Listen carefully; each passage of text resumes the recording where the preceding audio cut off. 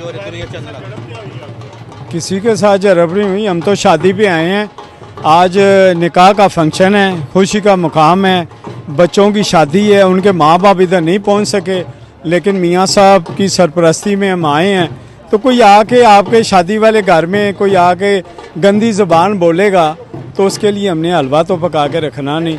तो उनको फिर जो ज़बान वो इस्तेमाल करेंगे उसी ज़बान में उनको समझाना तो ज़रूरी है ना। हम तो किसी के पास नहीं गए, ये सियासत की जगह तो नहीं। आज तो निकाह है, बच्चों का निकाह है, तो उसमें आके ये ऐसे बगैरती करें तो इसमें तो कभी बर्दाश्त नहीं की जाएगी। सियासत इस तरह की यूके में होनी नहीं चाहिए। इस तरह की सियासत को हम तस्लीम नहीं करते। मैं नहीं समझता कि किसी भी पार्टी की सरपरस्ती है इनके ऊपर। मुझे नहीं लगता कि कोई भी पार्टी ऐसे गंदे कम्युनिटी के गंदे अंडों को ऑन करती है। ये खुद साख्ता पता नहीं एम्बेसी ने मैनेज किए होते हैं, पेड ये लोग होते हैं। ये मुझे तो पाकिस्तानी भी नहीं लग रहे। तो आके इधर से जिस तरह से पाकिस्तान की बदनामी का बाइस बन रहे हैं बस।